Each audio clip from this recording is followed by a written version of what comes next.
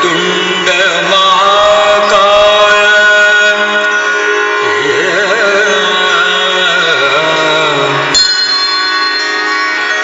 वक्रतुंड महाकाय सूर्यकोटि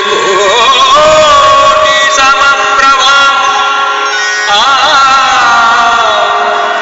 निर्विघ्नं कुरु मे देव सर्वकार्येषु सर्वदा सर्वकार्येषु सर्वदा सर्वकार्येषु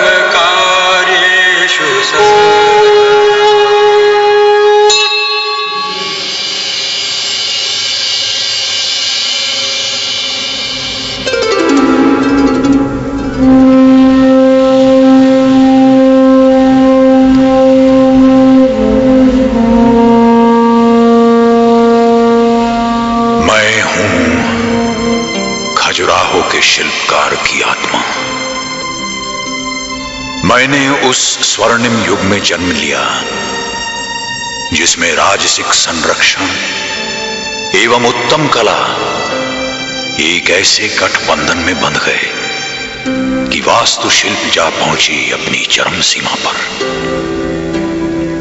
मेरे अस्तित्व के रोम रोम में व्याप्त हैं उन महान शिल्पकारों की शिल्प साधना जिनके वंशजों ने अपना समस्त जीवन इस कला को समर्पित कर दिया।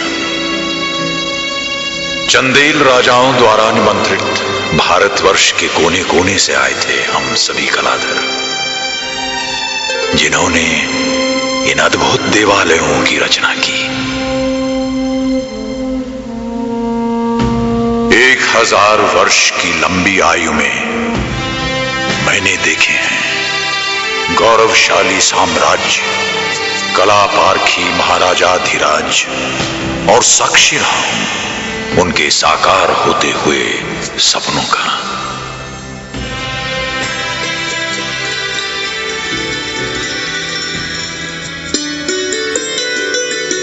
काशी के निकट ग्रीष्म ऋतु की एक चांदनी रात में इस प्रसंग का आरंभ हुआ था, जब एक अपूर्व सुंदरी हेमवती कमल के फूलों के बीच सरोवर में स्नान कर रही थी।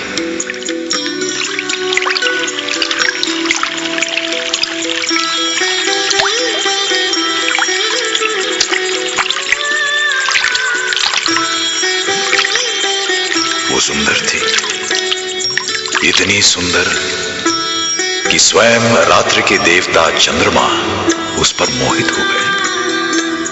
पृथ्वी पर उतरकर उन्होंने उसके साथ संभोग किया, पर जब उषा की पहली किरणों से आकाश में लाली छाने लगी तो अनमना सा चांद अपने आकाश परिवेश को लौटने पर लाचार हो गया।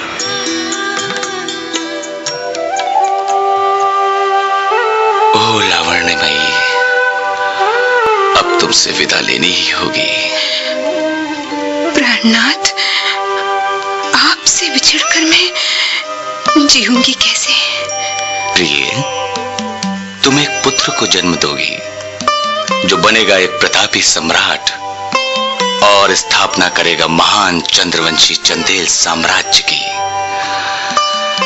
वही हमारे प्रेम को अमर बना देगा प्रेयसी। एक पुत्र? मैं संसार को क्या मुंह दिखाऊंगी? ये कलंक कैसे झेलूंगी? डरो मत हेमवती, हमारा पुत्र गौरवशाली मंदिरों की स्थापना करेगा और उन्हीं से होगा हमारे अवैध संबंध का प्रायश्चित। परंतु तुम्हें खजुराहो प्रस्थान करना होगा। खजुराहो? वो क्या है नाथ? कर्णवती नदी के तट पर बसा है खजुराहो। ये नाम खजूर के उन सुनहरे वृक्षों से पड़ा है जो उसके द्वार को अलंकृत करते हैं। सघन वनों और झीलों से सुसज्जित एक अत्यंत रमणीय स्थल है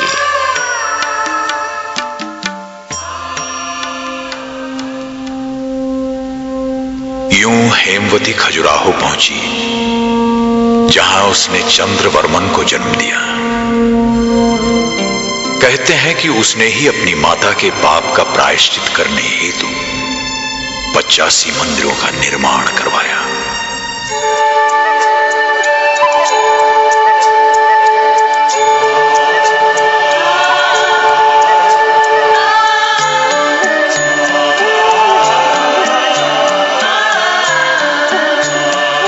परंतु इतिहास का कुछ और ही कहना है।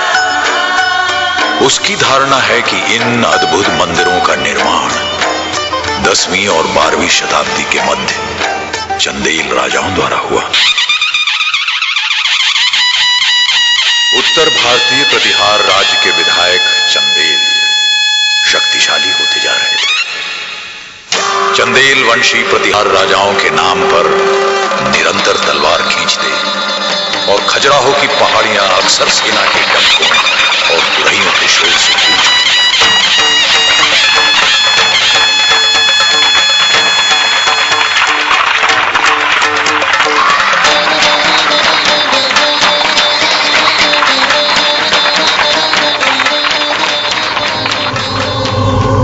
सन 940 में चंदेल राजा यशोवर्मन ने कलिंजर के अजय दुर्ग पर हमला किया, जो मध्य भारत का सैन्य द्वार था। सैनिकों कूच करो,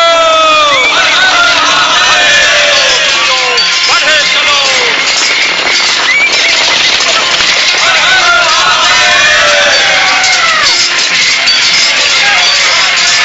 सेनानियों, विजय तुम्हारे हाथ में है।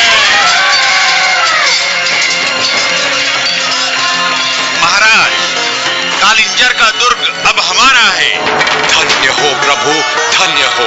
मैं यह दुर्ग अपने प्रतिहार सम्राट को भेंट स्वरूप दूंगा। परंतु पहले इस युद्ध में बलिदान होने वाले वीरों के नाम हमें गिनवाओ। हम उनके परिवारों की आर्थिक सहायता करेंगे, कुछ गांव देकर। वाह, कितना उत्तम विचार है महाराज। इससे हमारे सैनिक अपने परिवार पालन की चिंता से मुक्त हो जाएंगे और तन मन से युद्ध करेंगे। नाथ, खजुराहो चलिए ना। वो आपके पूर्वजों का प्राचीन कार्यस्थल है। वही हम इस विशाल विजय का उत्सव मनाएंगे। उत्सव ही नहीं महारानी, हम भगवान विष्णु का एक अद्वितीय मंदिर भी बनवाएंगे। उनके ही प्रताप से हमें ये विजय प्राप्त हुई है। ये कार्य तो आपको अपार धार्मिक कीर्ति देगा राजन। आप पर सदा प्रभु की कृपा बनी रहेगी। चलो, खजुराहो के प्रस्थान की तैयारी करो।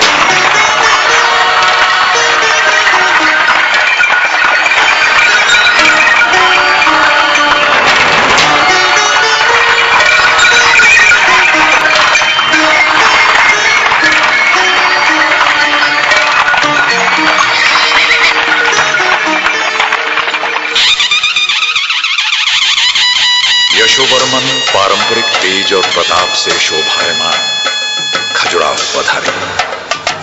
राज समूह की अगुवाई कर रहे थे संगीतकार, और उनके पीछे स्वर्ण मालाओं से सुसज्जित हाथी, फिर चमचमाते भाले लिए घुड़सवार, और उनके पीछे नंगी तलवारें थामे पैदल सैनिक। नगाड़ों नगाड़ों की ध्वनि के बीच महाराज पर गौरवशाली उपाधियां न्यौछावर की गई। महाराजाधिराज कलिंजराधिपति राजा यशोवर्मन पधार रहे हैं।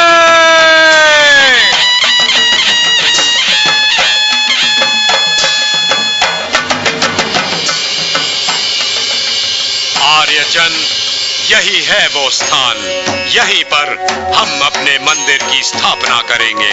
विचार उत्तम है महाराज।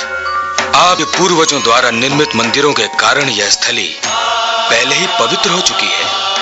और चारों ओर ये पहाड़ियां, ये विकसित घना जंगल इस स्थान को शत्रु के प्रहार से भी सुरक्षित रखेगा। यही बनेगा उत्तर भारत का सर्वोत्तम मंदिर, चंदेलाओं के प्रभुत्व का उज्जवल प्रतीक। किंतु महाराज, इसका स्थपति कौन होगा? ढूंढिए राजमंत्री, भारत का कोना कोना छान मारिए एक ऐसे स्थपति की तलाश में जो अनोखा हो, जिसका ज्ञान असीमित, जिसकी कल्पना अद्वितीय, जिसकी दृष्टि उज्जवल हो। ऐसा शिल्पकार ही मेरे सपनों के मंदिर को आकार दे सकता है।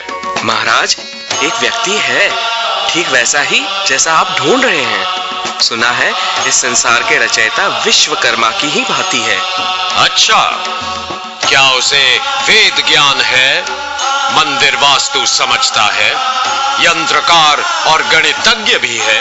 अवश्य महाराज, इतना ही नहीं, वो धार्मिक और दयालु है, ईर्ष्या और स्वार्थ से वंचित, शांत और तीव्र बुद्धि वाला है वो। तब तो उनमें उत्तम स्थपति की सभी योग्यताएं हैं। उनसे कहिए कि राजपुरोहित से विचार विमर्श करके निर्माण कार्य आरंभ करे।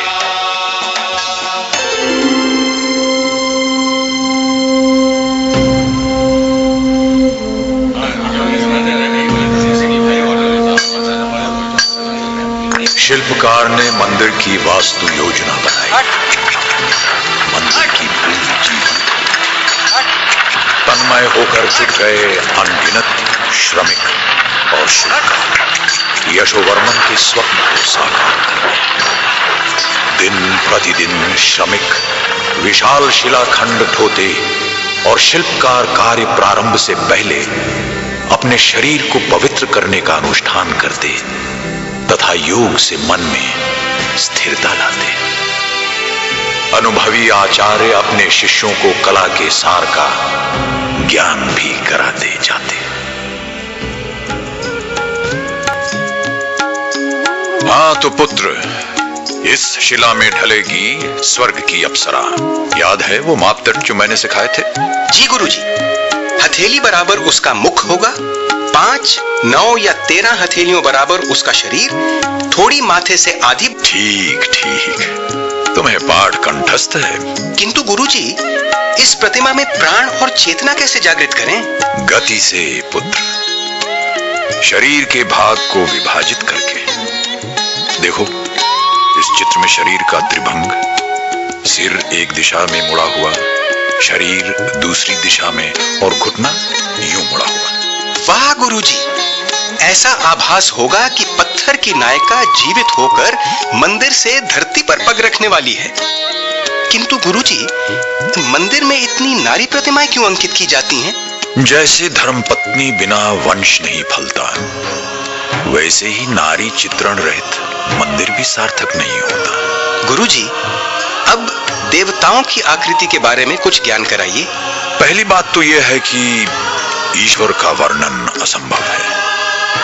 ये नीति है, नीति है, नीति है। तो फिर इस निराकार को आकार कैसे दे? सर्वप्रथम हर उस कार्य का बहिष्कार करो जो तुम्हारे मन को अस्थिर करे। फिर योग साधना से इष्ट देव के अनोखे गुणों का सार समझो। याद रहे पुत्र, शरीर और मन दोनों ही कलाकार की कला के अस्त्र हैं।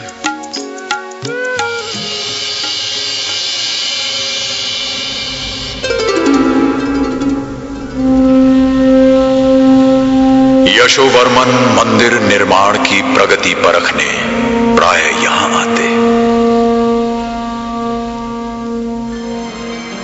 राजशिल्पी भगवान विष्णु वैकुंठ का ये पंचायतन मंदिर वास्तव में अद्भुत है। राजन, कार्य पूर्ण होने पर यह पहले के सभी मंदिरों से सर्वोत्तम होगा और भविष्य में कभी कोई इसका प्रतिरूप नहीं बना सकेगा।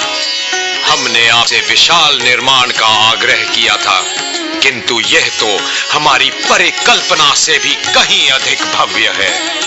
विचार करें महाराज, पुराने मंदिरों की तुलना में ये विशाल काय है। इसमें मंडपों की मात्रा बढ़ा दी गई है और इसके 6 भाग हैं। हर एक मंडप की छत निरंतर उस शिखर की ओर चढ़ती जाती है जो गर्भगृह के ऊपर है। हाँ, जैसे हिमालय पर्वत की ऊंची ऊंची चोटियां जहां देवता गण वास करते हैं।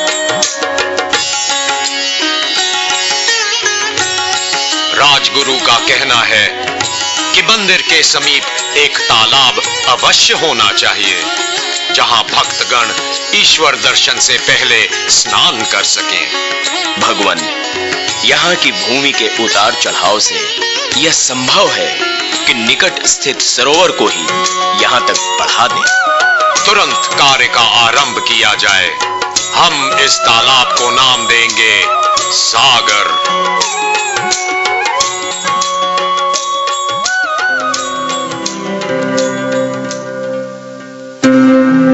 यशोवर्मन के पुत्र धंगदेव के शासनकाल में चंदेलाओं की शक्ति उत्तरी भारत में चरम शिखर पर पहुंच गई। युद्ध में प्राप्त संपत्ति और पराजित प्रांतों से लिया गया कर राजधानी पर बरसने लगा। इसी वैभव की कीर्ति फैलाने राजा धंगदेव ने बनवाया भगवान शिव को समर्पित विश्वनाथ मंदिर।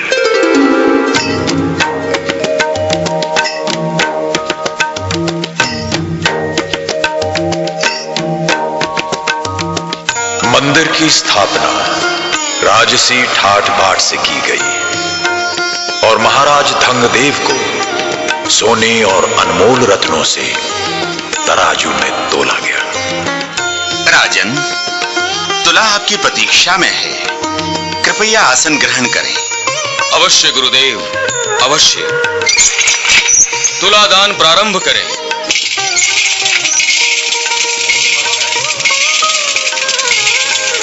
वो देखो, महाराज का पलड़ा ऊपर उठ रहा है। अरे महाराज को तौलने के लिए कितना सोना चढ़ाया जा रहा है। बस बस, इतनी ऊंचाई पर्याप्त है। अब हमें पृथ्वी पर लौट आना चाहिए। हमारी इच्छा है कि ये समस्त स्वर्ण दान में दिए जाएं, पहले ब्राह्मणों को और फिर हमारी प्रजा को, भगवान विश्वनाथ और सम्राट के नाम पर।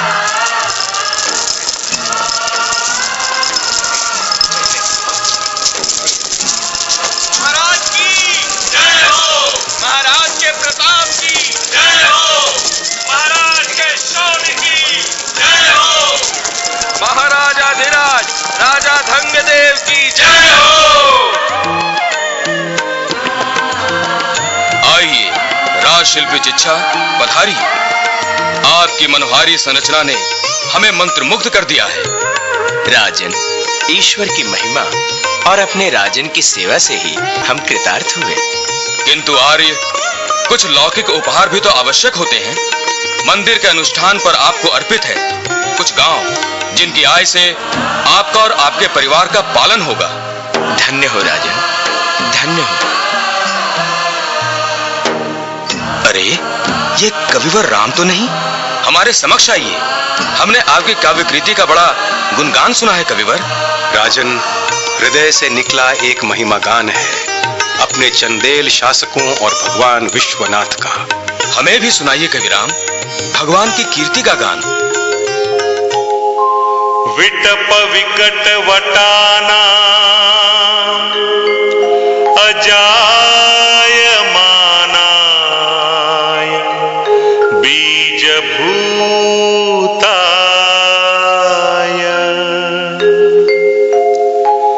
रुद्राय नमः पालन विलय कृते निष्क्रियायामपि।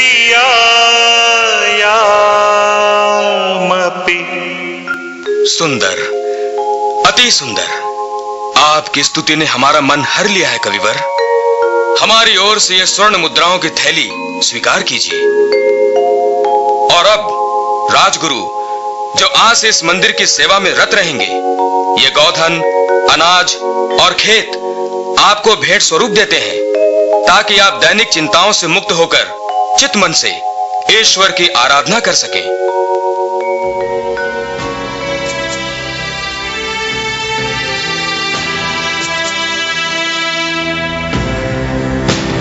महाराज धंगदेव के उत्तराधिकारी गंधदेव ने मंदिर निर्माण की परंपरा को जारी रखते हुए भगवान विष्णु को समर्पित एक और मंदिर की स्थापना की। अग्नि की पवित्र ज्वाला से मंदिर के भूमिखंड की शुद्धि हुई। गहरी खाई बनाकर उसमें समर्पित किए गए धरती के अंतःकरण के प्रतीक सोना, चांदी, तांबा, अनाज और मुट्ठी भर नवरत्न। ओम स्योना पृथिवीनो भवानृक्षरा निवेशनी जच्छानः शर्मस्य प्रथाः। ओम भूमि कुर्मानन्त वराहेभ्यो नमः।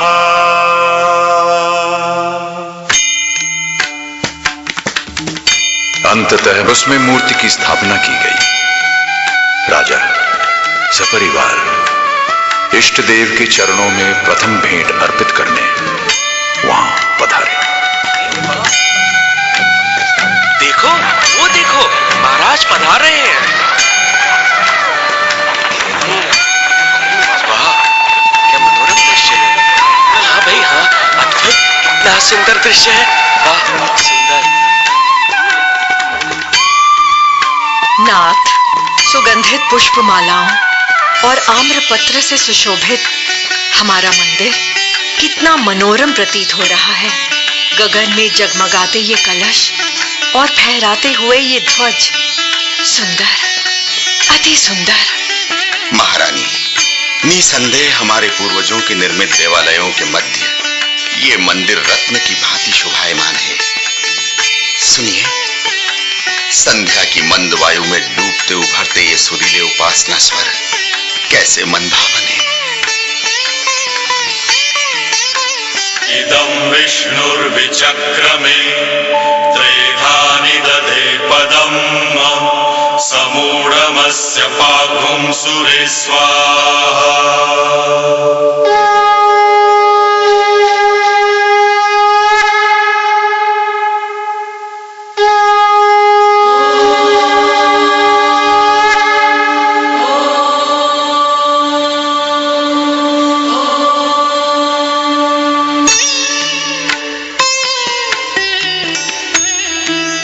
दीपक की झिलमिलाती लौ का प्रकाश धूप की भीनी सुगंध में घुलकर गर्भगृह को अलौकिक बना रहा था।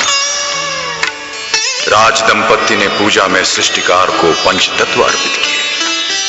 पंच नदियों का पवित्र जल, पृथ्वी के धरोहर पुष्प और फल, वायु से वातावरण को सुगंधमय बनाती धूप, आरती की पावक ज्वाला और गगन में गूंजते घंटियों के स्वर।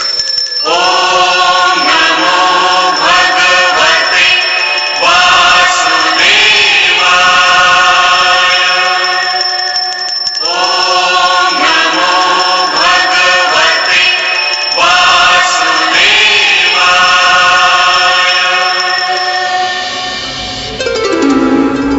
सन 1004 में महाराज विद्याधर ने सिंहासन संभाला।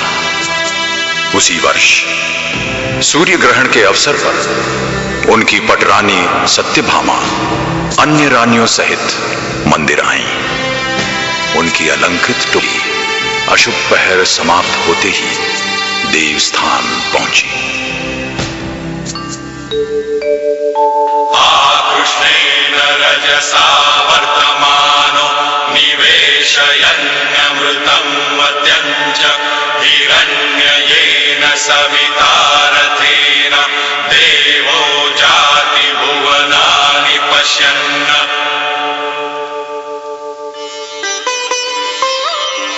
महारानी, सूर्य ग्रहण का यह अशुभ दिन आपके आगमन से शुभ हो गया है। राजगुरु, आप हमें अनुचित सम्मान दे रहे हैं। मैं तो केवल ईश्वर की एक उपासिका हूँ। आइए महादेवी, ईश्वर के समक्ष आइए। आगमन से पूर्व सागर स्नान करके आप पवित्र तो हो ही चुके हैं। हमारे साथ मिलकर प्रार्थना करें गुरुदेव कि आकाश देव के प्रकोप से हम सदा सुरक्षित रहें। नमः चक्षुषे जगत् प्रसूति स्थिति नाशने तवे त्रयीमयाय त्रिगुणात्मधारिणे विरञ्चि नारायण शंकरात्मने।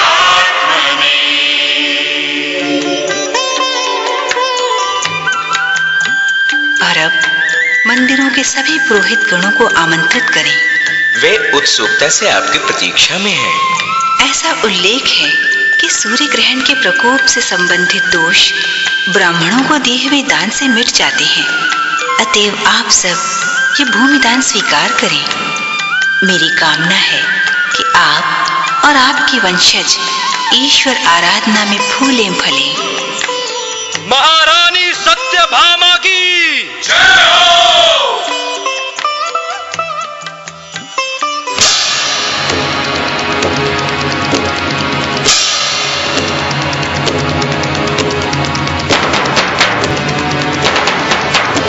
सोने की चिड़िया कहलाने वाले भारत की अपार संपत्ति पर ललचाए अफगानी आक्रमणकारी महमूद गजनी ने सन 1019 में भारत की सीमा में प्रवेश किया। उत्तरी भारत की भूमि गजनी की सेना से जूझते वीरों के रक्त से रंग गई। राजा विद्याधर को भी आतताई के आगे बढ़ने का समाचार मिला। महाराज, महाराज, गजनी की सेनाएं कलिंजर की ओर बढ़ती आ रही हैं। हमें इसी बात की आशंका थी।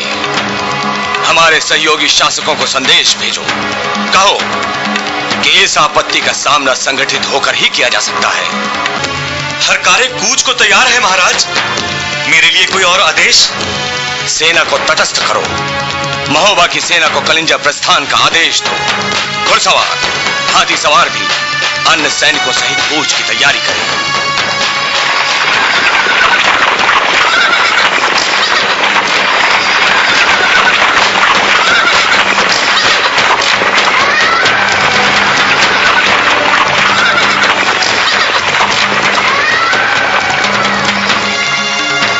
राजा विद्याधर और उनके सहायकों ने एक विराट सेना जुटा ली।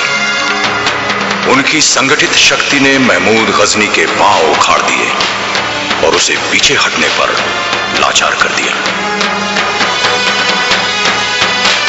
विजय हमारी है, विजय हमारी है। हमारी सशक्त सेना ने गजनी के दांत खट्टे कर दिए, किंतु वो लौटेगा, शीघ्र लौटेगा। देख लेना, महमूद गजनी इतनी सरलता से हार नहीं मानेगा।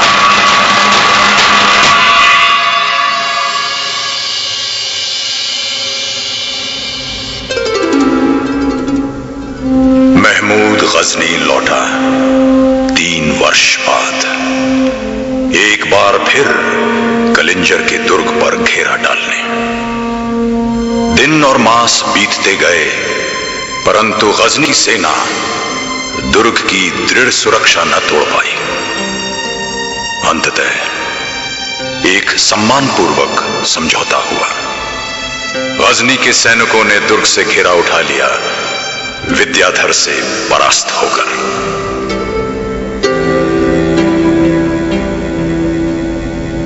राजा लौटकर खजुराहो आए, विजय से विभोर, मान सम्मान से सुसज्जित।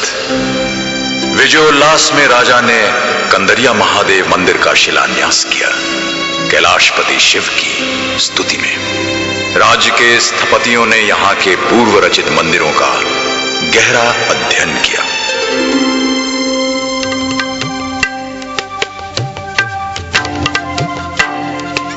इन अद्भुत मंदिरों से उत्कृष्ट दिवाले बनाना है। मेरी कल्पना उस उड़ान तक कैसे पहुंचे? गुरुजी, क्यों नहीं मंदिर वास्तुकला में अद्वितीय हो, वास्तु और शिल्प का संपूर्ण समन्वय हो। विचार अच्छा है। इसी को मूल आधार बनाकर कल्पना करो। रूप और रेखाओं की रागिनी बनकर ईश्वर की महिमा का बखान करेगा ये मंदिर। इसका आकार रेखा गणित का एक अनूठा उदाहरण होगा। खड़ी रेखाएं और भूमि के समानांतर खिंची पट्टियां अनोखे संतुलन में होंगी और उन पर बनेंगी सैकड़ों मूर्तियां। वाह, कैसा अतुलनीय सम्मिश्रण होगा वास्तु और शिल्प कला का। विलक्षण, सर्वोत्तम। सबसे ऊपर होगा एक गगनचुंबी शिखर जिसके चारों ओर छोटे शिखरों का समूह। ये सुंदर तालमेल शिखर को लय और गति देगा। वाह, कैसी सुंदर प्रेरणा है, क्या असामान्य विचार है। तो आइए शीघ्र इसका चित्रण करें और अंक विज्ञान का जोड़ तोड़ निकालें जिससे हमारा मनचाहा समन्वय मिले।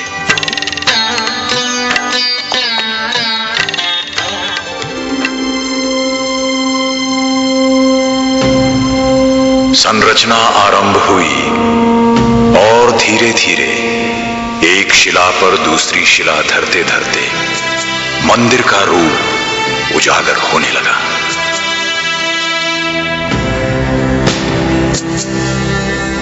चोटी तक पहुंचने के लिए एक विशाल ढलान का निर्माण हुआ जिसके माध्यम से शिलाखंड अपने निश्चित स्थान पर विराजमान किए गए।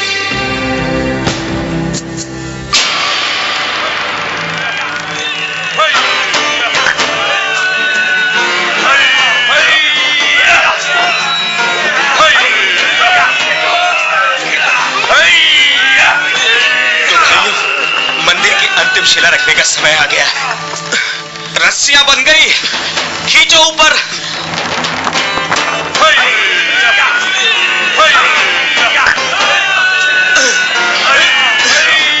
खींचो भाइयों, पूरे बल से।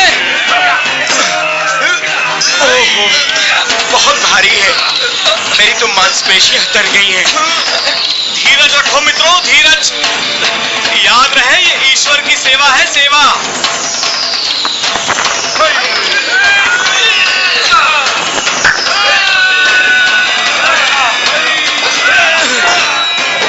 लो, पहुंच गया। अब इसे शिखर पर चढ़ दो। संभाल के, संभाल के। गिर गया तो हम सब पिस जाएंगे। ये रहा, हो गया भाइयों, अंततः मंदिर का निर्माण पूरा हुआ।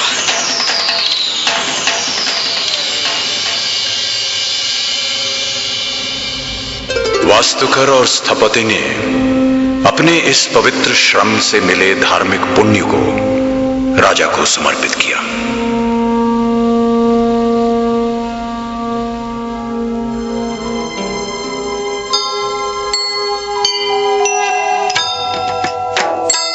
स्थपति, आज इस महान संरचना को संपूर्ण देखकर मेरे आनंद की सीमा नहीं रही। लीजिए, ये स्वर्ण मुद्राओं की थैली लीजिए, ये वस्त्र, ये रत्नमणि जड़ित गर्दनी हमारी ओर से स्वीकार कीजिए। महाराज, आपकी अनुमति से मैं ये सब उपहार राजशिल्पी को भेंट करना चाहता हूं। मान्यवर, मैं ये अमूल्य भेंट नतमस्तक हो स्वीकार करता हूं। मैंने भगवान की सेवा का कार्य अवश्य किया है, किंतु इस देवालय के निर्माण का मूल विचार श्रेष्ठ स्थपति ने किया है। अतएव मुझे जो दैविक आशीर्वाद और पुण्य प्राप्त हुए हैं, मैं इन्हीं को भेंट करता हूं। इन्होंने ही मुझे सेवा का अवसर दिया। धन्यवाद। और जो भी पुण्य मुझे इस संरचना हेतु मिले हैं, मैं श्रद्धा सहित अपने राजन को समर्पित करता हूं। इनकी छत्र छाया बिना इस मंदिर का निर्माण संभव ही न था। आपका आभारी हूं स्थपति। मैं नतमस्तक होकर भगवान कंदरिया महादेव का अभिनंदन करता हूं। ओम नमः शिवाय, ओम नमः शिवाय, ओम नमः शिवाय, ओम नमः शिवाय, ओम नमः शिवाय।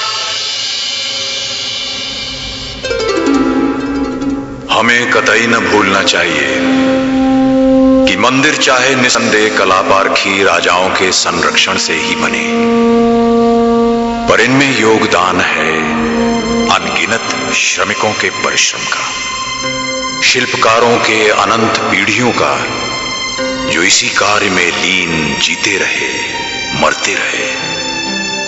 मैं भी उन्हीं का अंश हूं।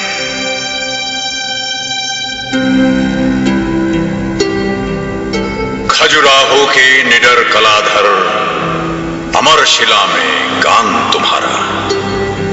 मैं जीवित हूं, मेरे अंदर जीवन की उद्दाम पिपासा। जड़ मुर्दों के हेतु नहीं है मेरे मन में मोह जरा सा, पर उस युग में होता जिसमें ली तुमने छेनी टाकी तो। एक मांगता वर विधि से, कर दे मुझको पाषाण तुम्हारा। खजुराहो के निडर कलाधर, अमर शिला में गान तुम्हारा।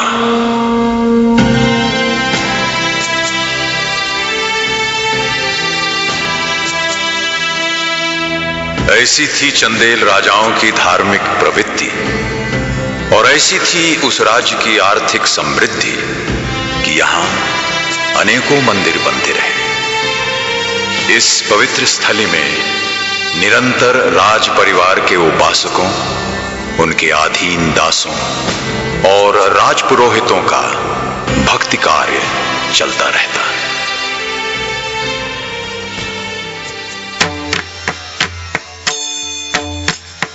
आओ महादेवी, संध्या पूजन का समय होने ही वाला है। वो देखो, राजपुरोहित आ रहे हैं। पधारिए महाराज, परिक्रमा प्रारंभ की जाए। अवश्य गुरुदेव।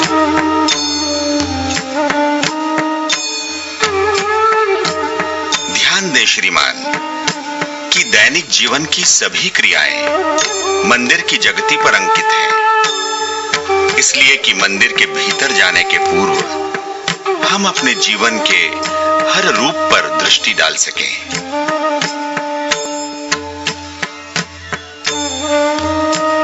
यहाँ भगवान की प्रतिमाएं हैं, क्षण भर ठहरकर इन्हें प्रणाम करें।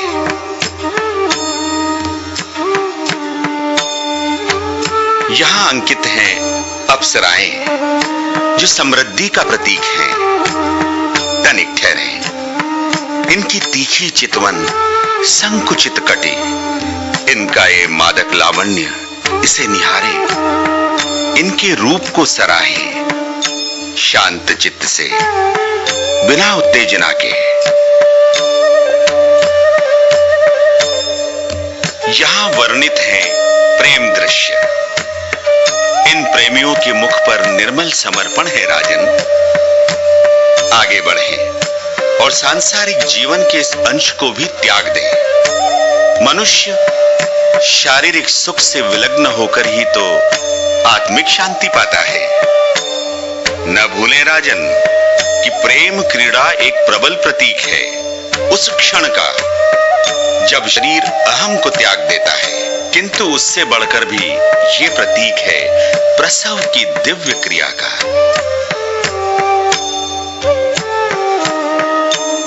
मंदिर की परिक्रमा के पश्चात आपका चित्त स्थिर और मन एकाग्र हुआ महाराज।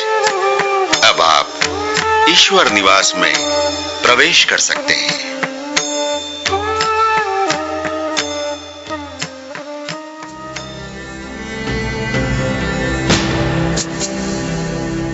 राजा विद्याधर ने मंदिर के उत्सव में 4 चांद लगाने के लिए कलिंजर से देवदासी को बुलवाया। कंदरिया महादेव के मंडप में पूरा राज परिवार इस अलौकिक नृत्य का आनंद भोगने एकत्रित हुआ।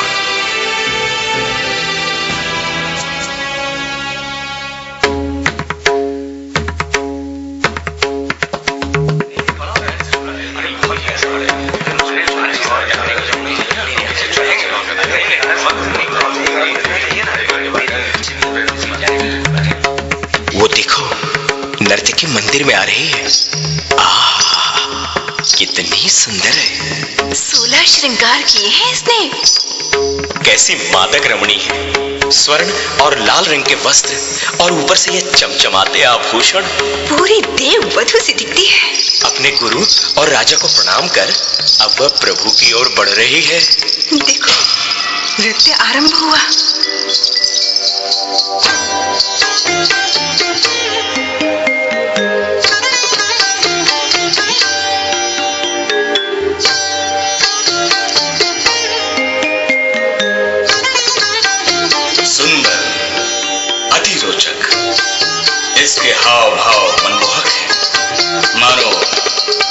संरचना सजीव हो उठी। हर भाव इसकी आत्मा का दर्पण लगता है और हर मुद्रा इसके हृदय की उपासना। लो, नृत्य समाप्त हुआ। अंतिम नमस्कार कर रही है नर्तकी।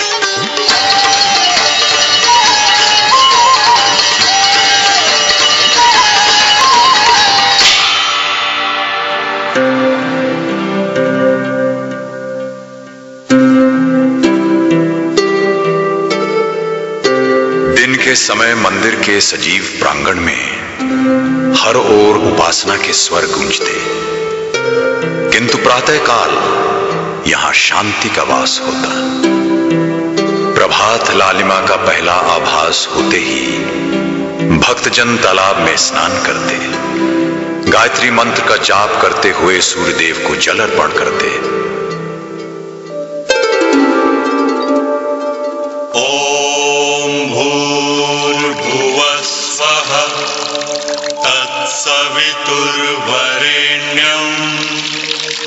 भर्गो देवस्य धीमहि धियो यो न प्रचोदयात्।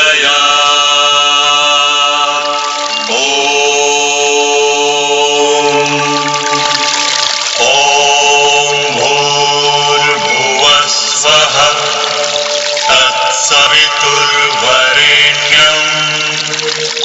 भर्गो देवस्य। और जब सामूहिक स्तुति स्वर चरम सीमा को पहुंचता है तो सूर्य की प्रथम किरणें मंदिर द्वार का आलिंगन करती।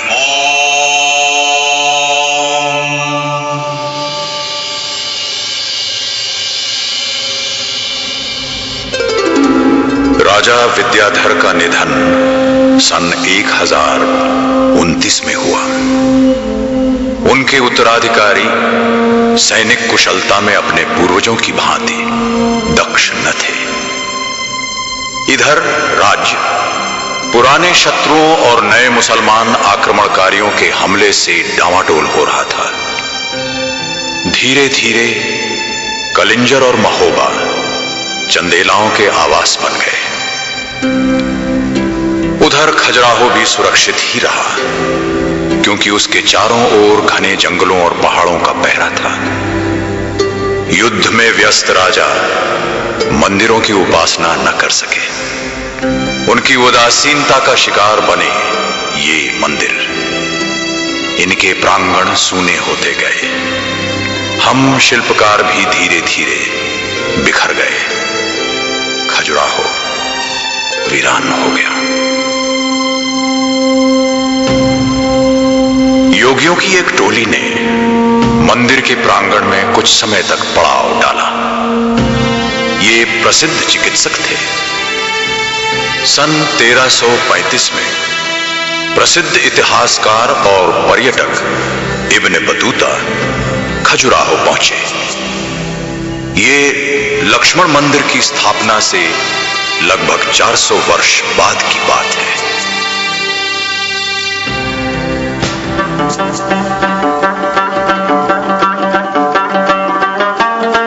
इस नगर में हमें पुरानी शानो शौकत की छवि दिखती है, मगर ये उस विधवा जैसा लग रहा है जिसके किसी ने जेवर उतार दिए हो। कभी ये वाकई खूबसूरत रहा होगा। लकड़ी के शानदार महल सुने पड़े हैं, बस हवा की साए साए ही सुनाई देती है।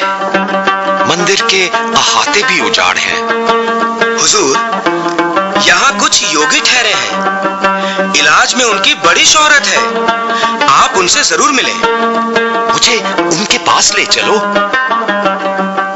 ओम जाओ खधिः सोमराग्निर्बहुविः शतविचक्षणाः। योगी जी, मेरे बच्चे को बचा लीजिए। 7 दिन से खाना नहीं खाया योगी जी।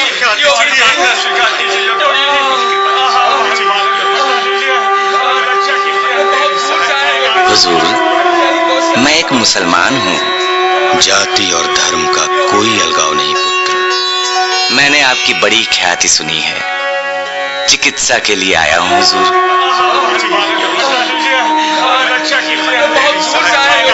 सुभान अल्लाह, यहाँ तो बड़ा मजमा लगा है। तुम्हें क्या कष्ट है पुत्र? हुजूर, मेरी दिलचस्पी मुझे यहाँ लाई है। आपकी दुआएं चाहता हूँ। वो तो सदैव तुम्हारे साथ है पुत्र। एक मुसाफिर की जिज्ञासा मिटाए जनाब, और बताएं, ये हैरत अंगेज इलाज आपने किससे सीखे? हम श्री वैद्यनाथ की कृपा और सूर्यदेव की शक्ति से उपचार करते हैं, जिनमें महान चिकित्सक बल है। सुभान अल्लाह, सुभान अल्लाह, सुभान अल्लाह।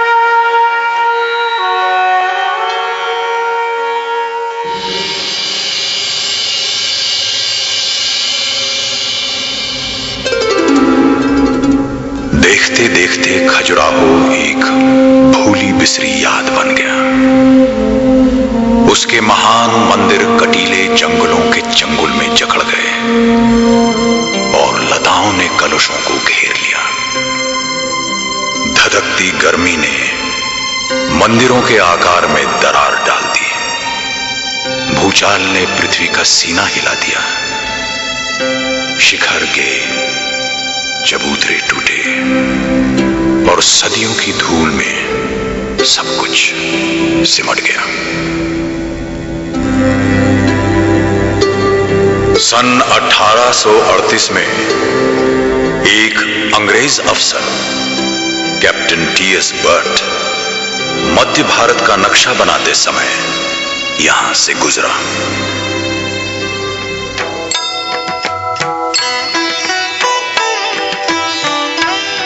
यात्रा की तैयारी करो, हम पांव फटते ही निकल पड़ेंगे। साहब, जाने से पहले आपको एक चीज जरूर देखनी चाहिए। वो क्या? जंगल में कुछ मंदिर हैं साहब। मंदिर? अच्छा, चलो देखें।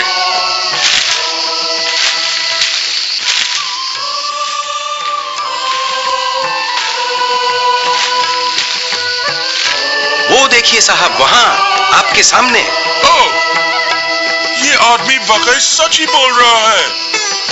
आग से औजल देवताओं की नगरी। जरा पास से तो देखो। तुम इस दीवार पर चढ़ने का रास्ता ढूंढ सकते हो? जी साहब, आइए, आप यहां से चढ़ सकते हैं।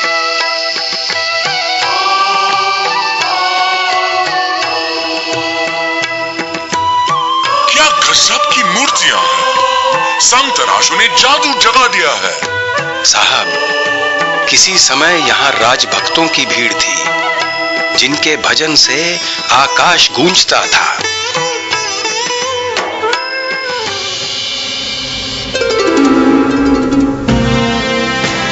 बर्ट आए और गए। विश्व के लिए खजुराहो का अस्तित्व एक विस्मृति बनकर रह गया। बस कुछ लोग निजी भक्ति भाव से यहां आते रहे और अपनी अपनी रुचि से भगवान को ढूंढते रहे। देवानां परमो श्री वैकुंठ मुनि विष्णु सदा। कभी आता एक व्यक्ति जो मंद स्वरों में मंत्र का उच्चारण करते हुए लक्ष्मण मंदिर की परिक्रमा किया करता। मनसा साधं जगत पालनम।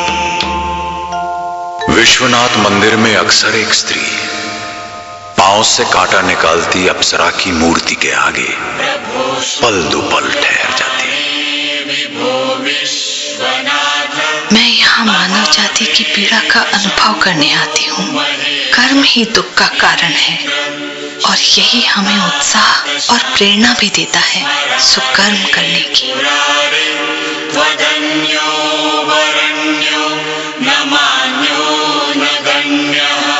और यहाँ कंदरिया महादेव की जगती पर एक और नारी परिक्रमा करती। उसका अपना स्त्रीत्व सप्त मातृकाओं की उपासना से प्रेरित होता। त्रिशूल चंद्राहि धरे महावृषभ वाहिनी माहेश्वरी स्वरूपेण नारायणी नमोस्तुते। देवी जगदम्बी के मंदिर में दर्प दर्पण को देखती हुई मूर्ति के आगे एक अन्य भक्त रुक जाता।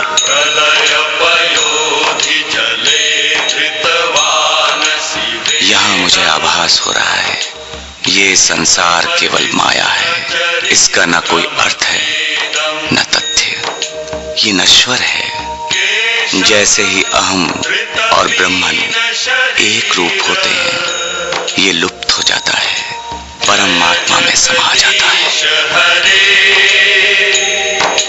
जय जगदीश हरे। वे खिंचे आते रहे जैसे अब आ रहे हैं।